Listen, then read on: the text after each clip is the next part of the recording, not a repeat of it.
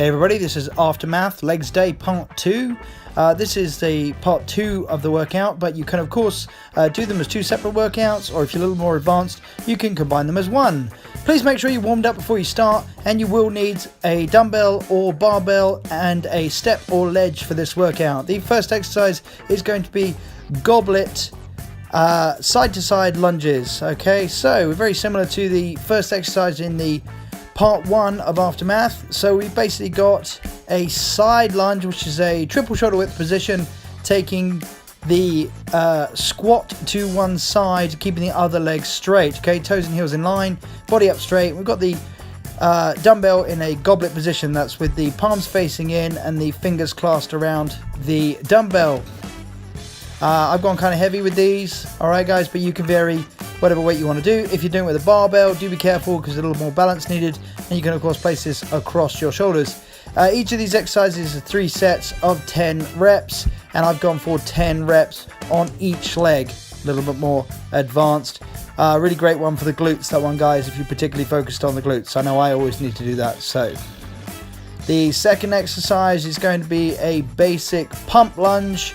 No weights required for this one. If you want to make it more advanced, you can add dumbbells in each hand, and it's simply going down into a lunge just about an inch off the floor and coming back up for 10 reps on each leg.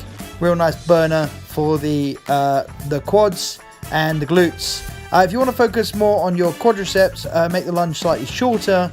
If you want to work on a little bit more of the glutes, a little bit more hamstring, make the lunge a little bit longer. You want to make sure that your front knee doesn't go ahead of your toes, and your back knee is getting about an inch off the floor. Okay, you can know this by knowing that your legs are at full 90 degrees for both of them. So that's how you know if you're getting low enough on those. Of course, you can also use a mirror or reflection to see what you're actually doing, or get someone else to check them. Third exercise is going to be a single calf raise. Now, obviously the angle is not great, but basically I've got a step there, or you can use a ledge, stair step, anything that basically allows you to go slightly below the line that you're standing on, and then rising right up about 3 inches up to squeeze the calf, and then lower back down. That's 10 reps on each leg. I've got a dumbbell in the hand that is on the far side. Most people find it easier to hold it on the far side leg, but you can alternate it, as you'll see I'm doing so here. You can alternate it to the other side depending on your preference or balance.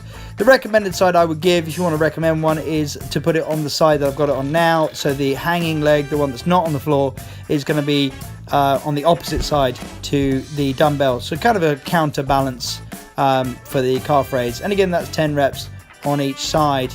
If you are a little bit new to this, then you could try that with just body weight. You don't need to hold a dumbbell for that. Those are our 3 exercises, guys. Here we go. So we're back to our side to side lunge with a goblet dumbbell position. Okay. So with this one, I really feel this more in my glutes. I'm driving off the glute of the bent leg and driving back up to the central position. Back straight, head up, abs tight. Lowering down to approximately knee level, and then driving back up through the glute. Make sure there's time under tension in this, guys. Don't race between it or just bounce from one side to the other. Go down into it, press up, and then lower back in again. Remember, this is 10 reps on each side. So if you are doing this along with it, if you need to pause, then do so. But this is 10 reps on either side. But now you know all the exercises, you should be able to get straight to it. So that's great, guys. Okay, put your weight down. Always be careful putting your weights down. Okay, a lot of injuries happen picking up and putting down weights, so just be careful of that. And we're going for our 10 pump lunges. This time I've started to the right, just for a little change. And again, we're getting that knee approximately 1 inch from the floor. Back is straight, head is up.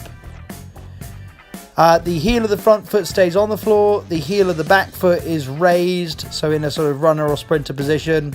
I like to place my hands on my hips, give myself a sort of centered balance. It's best not to wave your arms around to try and balance, guys. Just put them on your hips and concentrate on your core, keeping you balanced. That's great, guys. Up and down and up.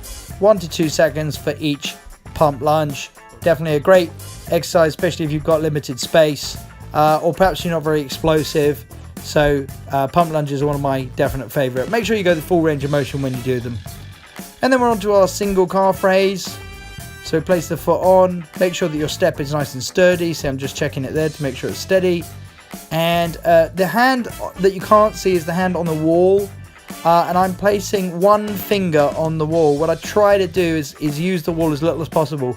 If I do this with a double calf raise, that's both at the same time, I tend to try to hold my hands on my hips and use my core to balance myself so I'm not rocking back and forward. But with this one, I just put one finger on the wall to assist with the balance. So that's up and lower below the line of the step, so you're getting a stretch and really executing the full range of motion, what I call functional fitness, all the way through the range of motion for the calf and soleus muscles there.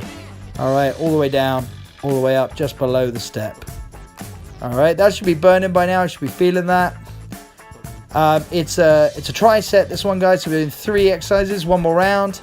We're doing a tricep exercise. That basically means we've got 3 exercises. We've got back-to-back, and then we're having about a 30-second rest in between. And that 30 seconds does include getting off the equipment and picking up and prepping for the next piece of equipment, guys. So don't think it's 30 seconds flat out and then start setting up. You want to be ready to go for the next exercise like we are now. Side-to-side lunge. I've opted for a different position here just to show you there is a variation if it's not very comfortable, which is a hang position. And we're just hanging the dumbbell directly down, elbows slightly bent, making sure that the weight stays off the ground. And I'm just demonstrating this one from a different angle so you get an idea of what it looks like. Okay, it's not about leaning heavily forward, it's about sticking your glutes out and bending the knee, and notice the front knee doesn't extend past the toes. Okay, so we're sticking the glutes out, keeping the back straight, keeping the core tight, and traveling from one side back to the center and then to the other. Pump lunge. Okay, it's great to do some weighted exercise combined with body weight. If you're ever trying to do supersets in the gym, it's something I definitely recommend. Say if you're doing chest press and then you can do some floor push-ups, that way you don't have to take up too many pieces of equipment. But here, so I'm doing the side to side and then go straight into my pump lunges without any equipment. And what you can do with the body weight ones is just maybe 1.5 times or double the reps. So if you're doing 10 reps of, say, chest press on a machine or barbell, then you do 20 push-ups as your superset exercise. Hope that makes sense. So pump lunge, body weight exercise, 10 on each leg. And really I'm concentrating on my glute, squeezing through the glute, using the quad a little bit, but trying to focus on the weak areas of your leg. And by concentrating on them, you get them to activate that a little bit more.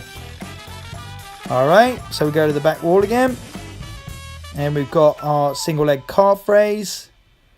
All the way down, all the way up. And as you see again, I've opted for the dumbbell in the far side to the floating leg. Okay, the leg that's not touching the floor. And that's a calf raise. If you are new to calf raises or perhaps you're not very strong at them, then start with the double calf raise, both at the same time, and just watch the extension. Don't put too much strain through your Achilles. We don't want to damage the ankle. The ankle has one of the lowest blood flows of the body areas, guys, so if you do injure it, it does take a long time. I snapped my Achilles tendon when I was overweight, and so yeah, I want to give everybody a warning on that. Do be careful. Those ankles are important. Look after them, stretch them, and make sure they're warmed up before you start, just like I did with this workout. And of course, always give a flex. Okay, that's right, guys. Hit your pose, enjoy your day, have a fantastic one. Thank you so much, everybody who's liked and subscribed. Please make sure you give us a thumbs up at the bottom, and any feedback that you want to. Have a fantastic day, have a fantastic week, and I'll see you hopefully in the gym.